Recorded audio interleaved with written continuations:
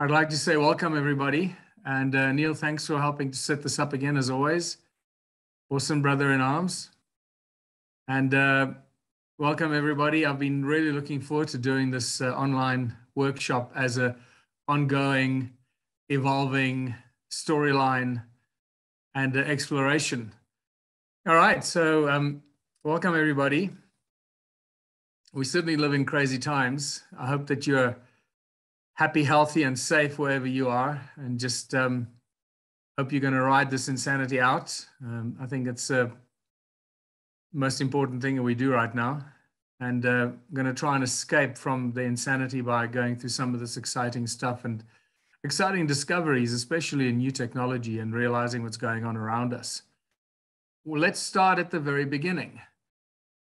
And that's really where I wanted to start. And I've been contemplating, like, how do we launch this? How do we start at the very beginning? So the question is really then, what is the beginning, right? And that becomes a whole philosophical question. Well, what is the beginning?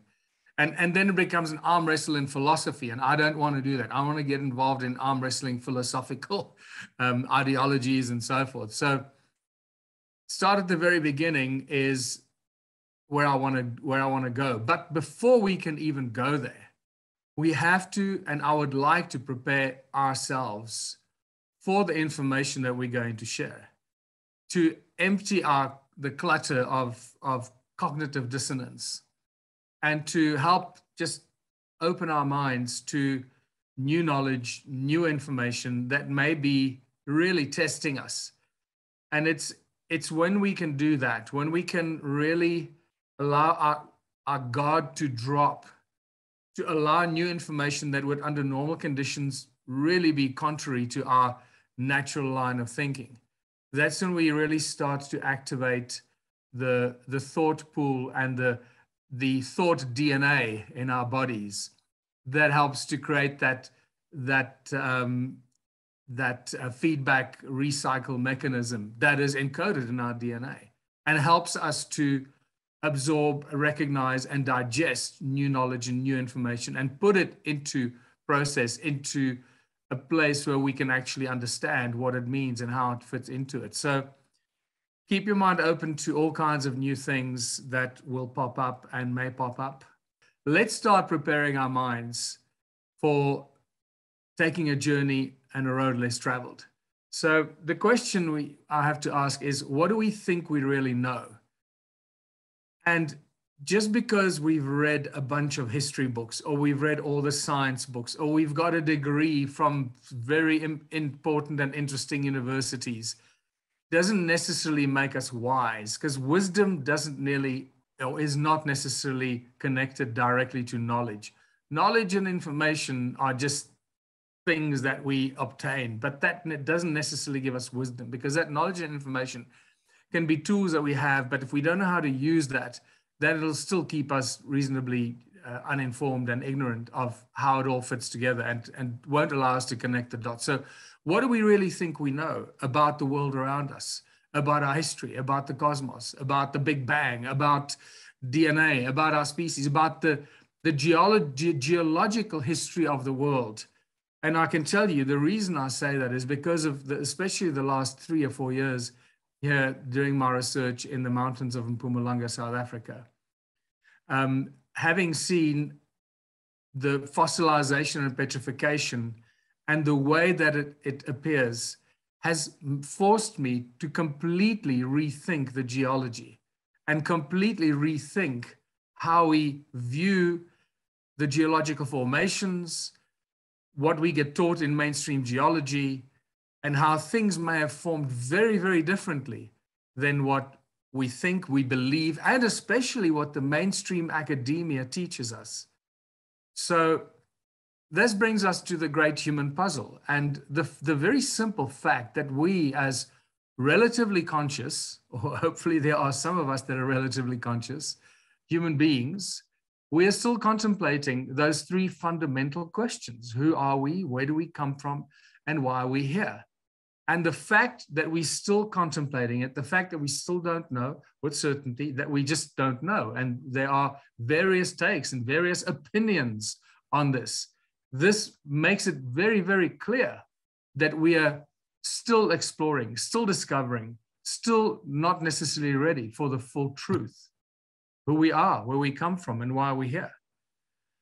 And before we can get to that real comprehension of our humanness, our role and our place on this planet of ours, in this beautiful world of ours, how we ended up here, in this incredible diversity of nature, in this incredible expanse called the cosmos. Until we are ready to deal with those facts, we first need to deal with some of the paradoxes and some of the terrible truth that we have to face. And the fact that we don't know who we are, where we come from, and why we're here really presents what I call the human paradox. Because if we don't know who we are and where we come from, how could we possibly think we know where we are going or we are heading? Strangely enough, this is a quote from Jurassic Park. And it is sometimes the Hollywood movies that are, hiding advanced knowledge and information in plain sight that actually told us this. If we don't know who we are where we come from, how do we possibly know where we are going?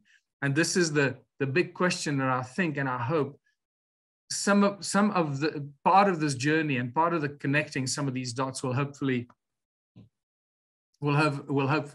overcome that and get a lot more clarity on this. So before we start this journey, I would like to offer you the red and the blue pill. And first, we must face the terrible truth about some of the basic things in our world.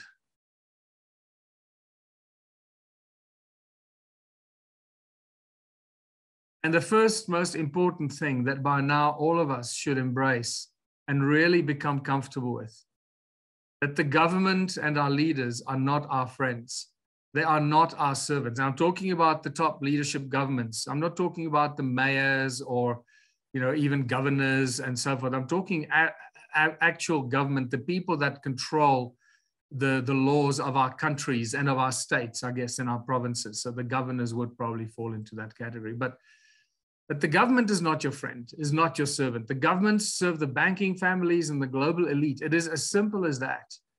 And the mechanism that has been inserted to put them in place is a mechanism that's evolved and been put in place many, many, many years ago. This is not something that evolved recently. And this is why they protect those bastions of government, those halls of government. They do not allow outsiders in there. And if for some reason an outsider makes their way in there, they do everything possible to get them out.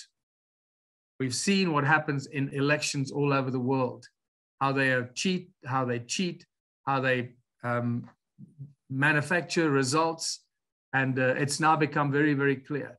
And it's through my own experience in running with a political party in South Africa, in the UK, in Australia, almost in Canada, and almost in the USA from 2012 to 2016, that I realized and learned a great deal about governments and about the election process and the outcomes of elections.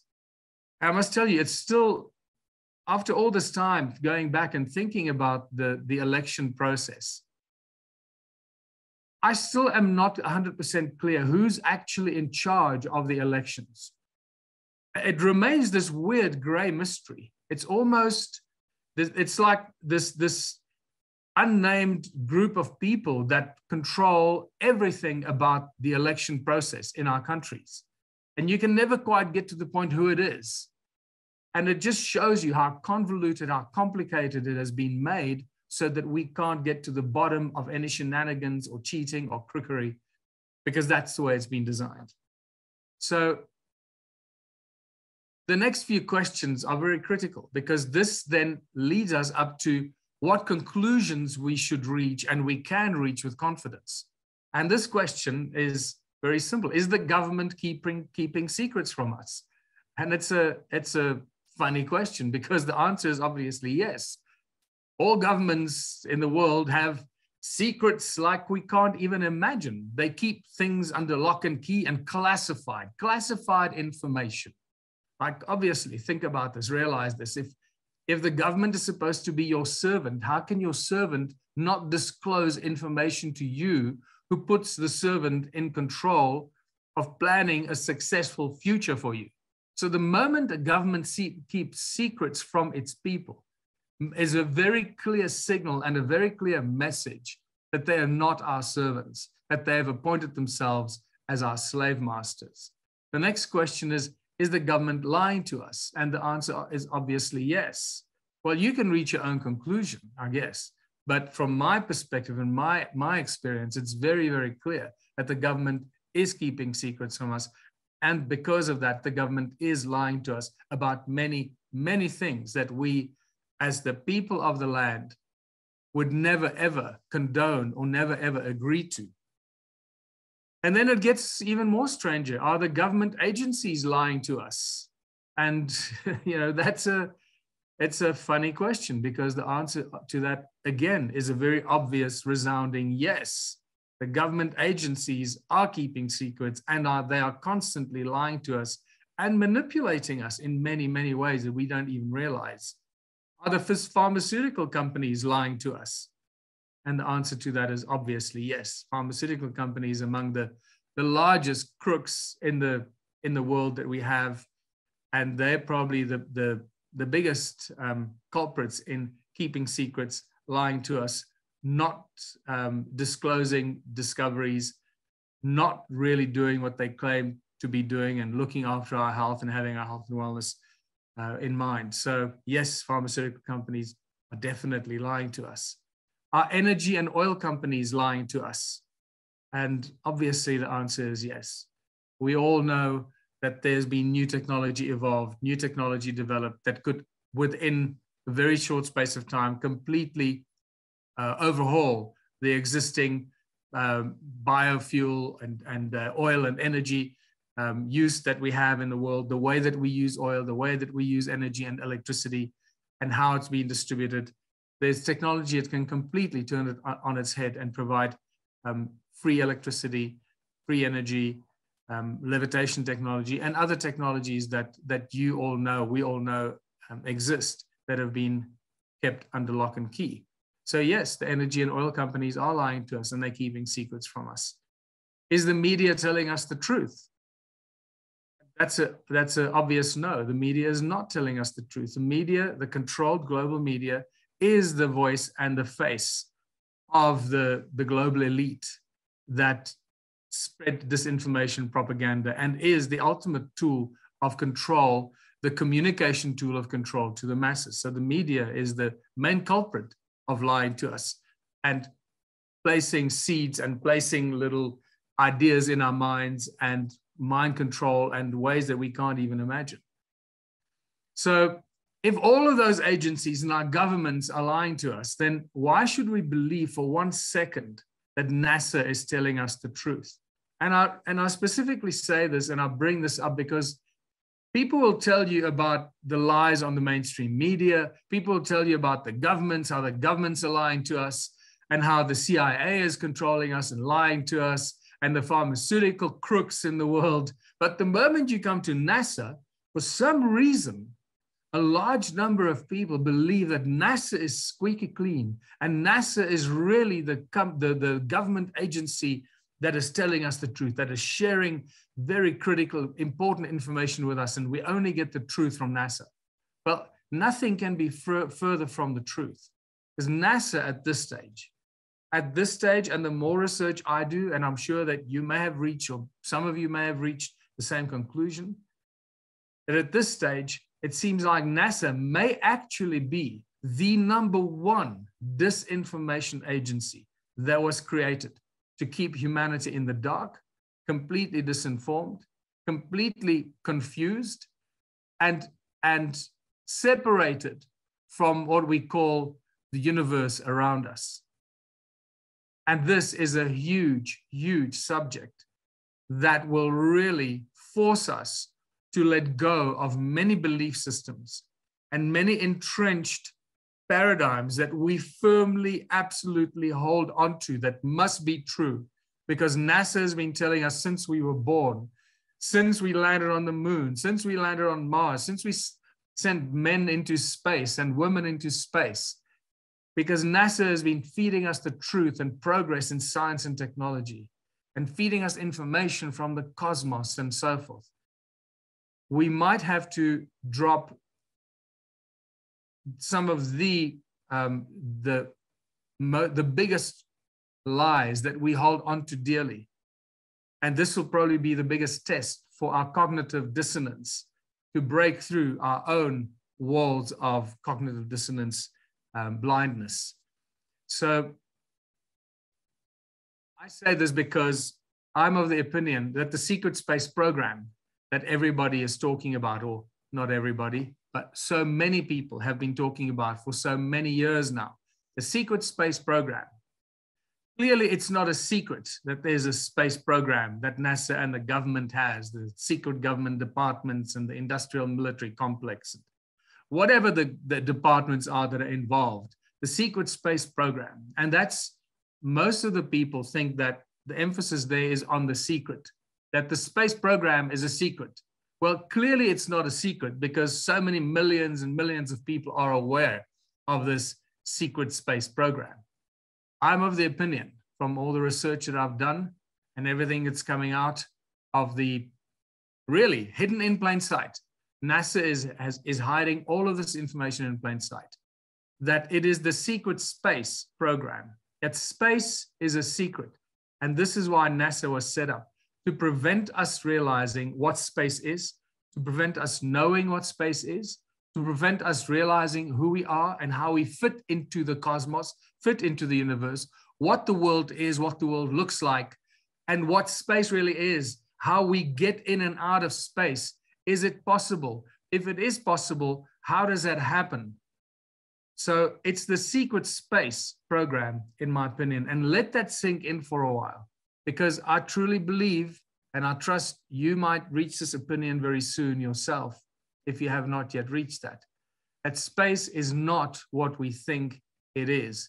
In fact, it's probably very, very different and something so opposite and contrary to what we've been shown that it will be absolutely shocking to most people when they come face to face with this.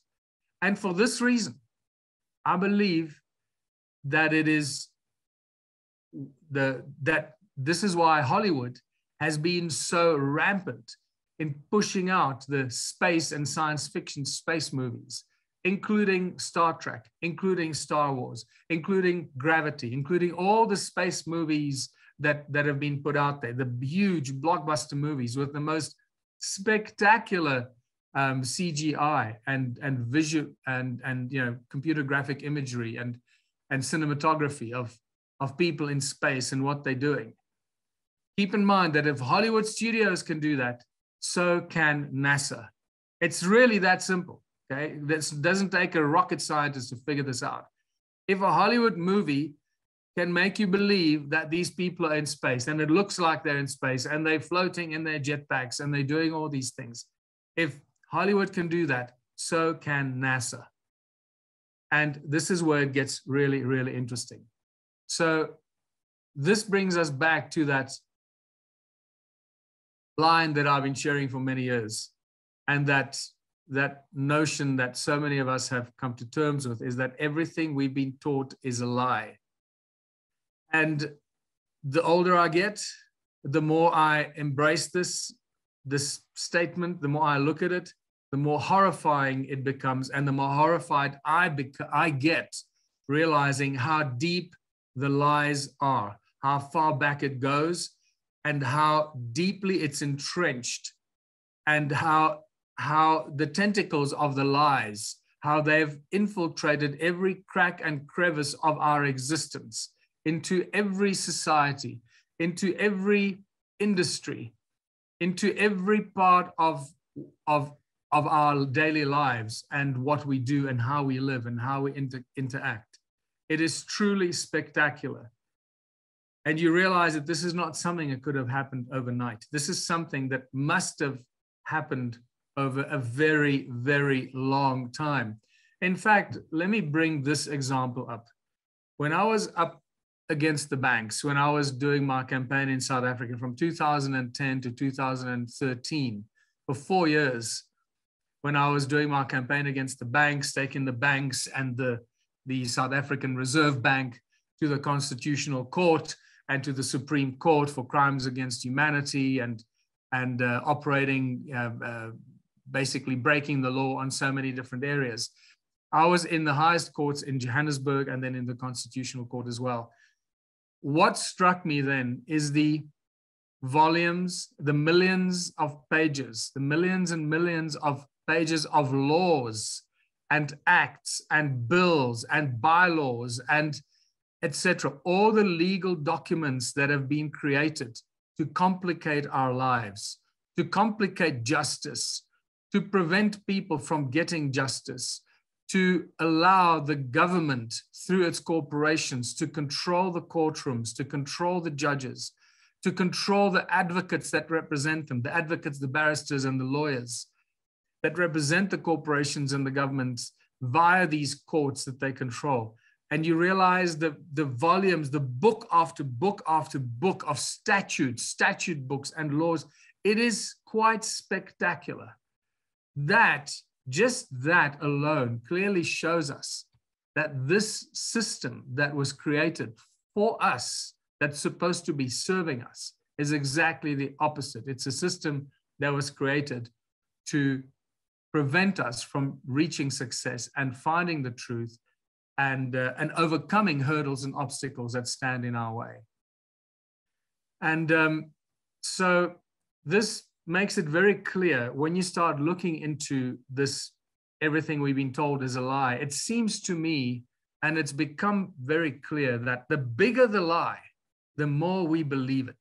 Keep in mind, it's the small lies that they can't lie about the small things. Like they can't say, the bus never made it to the station, because the people will know, well, the bus arrived at the station, right? So they're not going to lie about little things. They're not worried about lying about the little things. They lie about the big things, the really, really big things. And then they just fudge the details.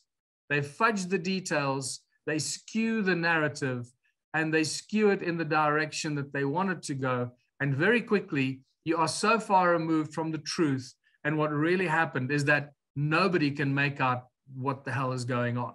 So the lies that we've been told, again, are everywhere. It's in our history, about our species, about our origins. Science, the science books are filled with lies. It is quite spectacular, especially when you've gone through medical school like I have, studying pharmaceutics, and you get out of there and then you start looking at what it is that they actually taught me. And you realize that it's got nothing to do with wisdom, nothing to do with finding solutions for problems, and nothing to do with taking care and providing health. It's all programming for you to leave the school and be able to implement the program that they gave you, the program and the guided instruction manual for how to treat disease, how to treat this, what to prescribe, when to prescribe it, and what you can and cannot do, because there are laws that guide that whole industry. So this is a spectacular thing. It's such a big thing that when we say that everything we've been told is a lie, it's not just about that they're lying to us. It's about how they integrated the lies and the mechanism of deception, propaganda, how they integrated that into every fabric and into facet of our lives and our society. The technology that we use, obviously, healthcare and religion and money. And then the big one is the cosmos. And that is what we're going to probably end up with today, is the lies about the cosmos, who we are, and what it really looks like. So how do they sustain such lies? And this is where you realize that this is a huge operation that cannot happen overnight. This is something that must have happened over an extended period of time, with a fully encompassing controlled propaganda and disinformation campaign that covers all organs of state, large corporations, and a lockstep strategy. Many of you would have heard that word lockstep. It's a very popular word with the global elite. Lockstep strategy that they write well in advance, that's planned decades and centuries ahead, handed down from generation to generation of the global elite to all state leaders through their international agencies like the United Nations, the World Health Organization, the World Trade Organization, UNESCO. Believe it or not, UNESCO is just as big a culprit in all of this, because UNESCO deals with our ancient cultural heritage sites. And UNESCO is probably guilty of some of the most heinous and unimaginable crimes against native people of the world. And then the cartel of media giants that they use as the voice and the spokesperson to promote their disinformation and their propaganda. I want to come back to the UNESCO thing. You know, so many people are always so proud when we say, oh, this is a UNESCO site.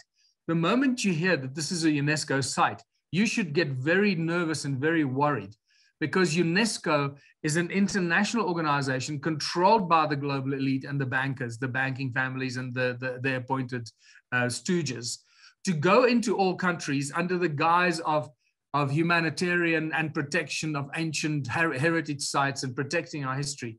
What UNESCO does is they take control of our ancient sites, and then the people of the country lose control over that ancient site and everything around it and about it. UNESCO gains complete control over it and has the final decision of what can be done and cannot be done about, for example, excavations, archaeological digs, and so forth and so forth.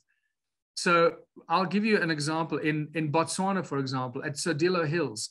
Tsodilo Hills is one of the most spectacular sites on Earth. And that is where the giant serpent cave is, on the mountain of the gods, in the middle of the North Botswana, of this flat area, and suddenly this huge mountain sticks out, known as the Mountain of the Gods, where the ancient gods in the ancient times used to live and create humanity and mess with DNA and mess with genetic cloning and create all kinds of cross-species creatures that most likely was the inspiration for the island of Dr. Moreau. This is what Tsodilo Hills is. It is a spectacular place. The Bushmen have been living there. The Khoisan Bushman people have been living there for hundreds of thousands of years. And when UNESCO took over that site, they removed the only surviving Bushman family. They removed them from their ancestral land and put them into the desert to die, and to die like ants and rats. That's what UNESCO does. So be aware of this. UNESCO is a disgusting institution that destroys, takes control of our ancient heritage sites, and then does with it what they want. And they, more often than not, they remove the native and the original people from those ancient sites. So when I say United Nations, the WHO, the WTO, UNESCO, I'm very firm in knowing what I'm talking about here from personal experience. So first of all, one of the most important things that they need to do is to take control of our education system. This is a picture of Oxford University. Clearly, this is not a little institution that was put up by somebody or some department or some municipality because they want to educate our kids. Just by looking at these buildings, you can see the symbols, the signs, the symbology, the architecture that tell us this is a global elite, Illuminati, or whatever you want to call them in your own personal vocabulary.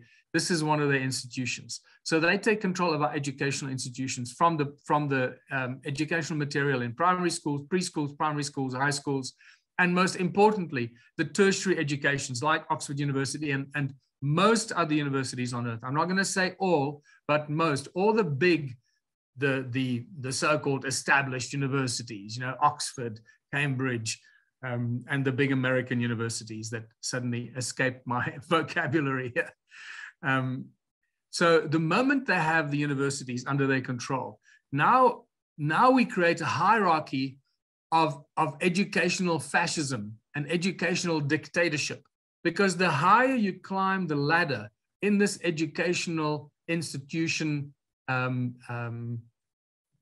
game, I guess, or boys club, the more brainwashed and the more brainwashed you become, and the more you become prepared for them to appoint you to positions of power and control that they can trust, because they've now trained you really, really well. So when you see someone with their the doctor, professor, PhD, there's all the different qualifications that they have, you realize that those people are generally the most brainwashed. And once again, I'm making broad statements here. Not everyone that has gone through all this education is brainwashed, but most of the people that reach those levels in the educational institutions are. Otherwise, they would not be working in those. If they had their own mind, they followed their own intuition, followed their own research, they would have long ago questioned and challenged their establishments, and they would have been expelled. And to understand that statement that I've just made, please watch a documentary called Expelled, No Intelligence Allowed, or No Intelligence Wanted. I'm not sure which one it is. Expelled, No Intelligence Wanted, and you will be shocked and horrified how top academics around the world that are heads of major university departments were summarily dismissed and expelled, never to be able to find another job in the tertiary education because of their stance and their belief by simply mentioning conscious design or intelligent design. This is a spectacular documentary that'll make you rethink the entire education system. I know, for example, a good friend of mine, Professor Peter Wagner, here in Port Elizabeth in South Africa.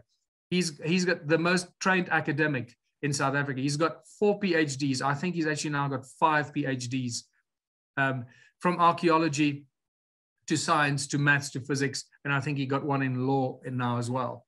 So he is one of the guys that clearly is out of the box. He has seen the writing. He understands what's going on. And yet he's an academic. So not all academics are brainwashed and are lost, but majority of them unfortunately are.